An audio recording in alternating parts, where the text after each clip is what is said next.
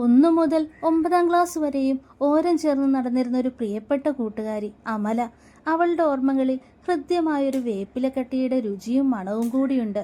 ഒരു തുണ്ട് വാട്ടിയ വാഴയിലയിൽ 2-3 സ്പൂൺ വേപ്പിലക്കട്ടി വിളമ്പി അതിനു മുകളിൽ ഇത്തിരി പച്ചവെളിച്ചെണ്ണ കൂടി ചാലിച്ച് അതങ്ങ് മടക്കി ചോറ്റുപാത്രത്തിലെ ചൂട് ചോറിന് മുകളിൽ വെച്ച് ഭദ്രമായി കൊണ്ടുവരും.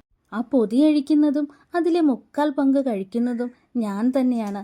ഒരു മുഴുവൻ തേങ്ങയും തേങ്ങയുടെ പകുതി കറിവേപ്പിലയും 10 നാരകത്തിൻ്റെ ഇലയും ഇത്തിരി കുരുമുളകും ഇഞ്ചി വെളുത്തുള്ളി വറ്റൽമുളകും ചെറിയ കഷ്ണം വാളംപുളിയും ഉപ്പും ചേർത്ത് നല്ലോണം ചുവക്കെ വറുത്തെടുക്കാം.